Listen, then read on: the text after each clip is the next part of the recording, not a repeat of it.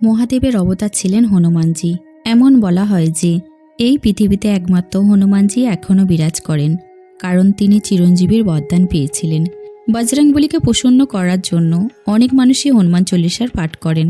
মহাকবি তুলসীদাস দ্বারা লেখা হনুমান চল্লিশা পাঠ করলে জীবনের বহু সমস্যা থেকে মুক্তি পাওয়া যায় এবং পরিবারের সুখ শান্তিও বজায় থাকে। কখন এবং কিভাবে পাঠ করবেন? হনুমান চল্লিশা মঙ্গলবার এবং শনিবারের দিন পাঠ করলে অত্যন্ত শুভ মানা হয়। এই চল্লিশা রোজ পাঠ করলে হনুমানজির আশীর্বাদ সর্বদাই আপনার সাথে থাকে। হনুমানজির প্রিয় রং হলো লাল, তাই সকালে এবং সন্ধ্যায় যখনই আপনি হনুমান চল্লিশার পাঠ করবেন তখন লাল রঙের আসনের উপর বসে পাঠ করবেন। হনুমান চল্লিশা 7 বার পাঠ করলে বিশেষ ফলপ্রাপ্তি হয়। আসুন জানি হনুমান চল্লিশা পাঠ করার উপকারিতা কি কি। হনুমান চল্লিশাতে একটি শ্লোক রয়েছে, ভূত পিশাচ নিকট নেহি আবে, মহাবীর জব নাম শুনাবে। যদি আপনার ভয় লাগে বা আপনি যদি মনে করেন আপনার আশেপাশে কিছু রয়েছে, তাহলে আপনি অবশ্যই রোজ হনুমান চল্লিশা পাঠ করুন।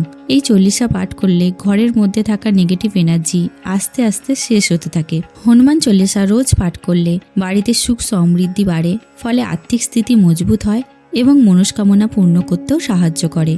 যদি আপনি ব্যবসার সাথে যুক্ত থাকেন, হনুমান চল্লিশা পাঠ করলে কারবারে উন্নতিরও যোগ সৃষ্টি হয়। চাকরিজীবী ব্যক্তি এবং ছাত্রছাত্রীদের নিয়মিত হনুমান চল্লিশার পাঠ করা অবশ্যই উচিত, ফলে পড়াশোনায় মনোযোগ বাড়ে এবং সাফল্য আসে। এই জন্য বুদ্ধিমান এবং গুণবান হওয়ার জন্য মঙ্গলবার এবং শনিবার হনুমান চল্লিশার পাঠ অবশ্যই করা দরকার।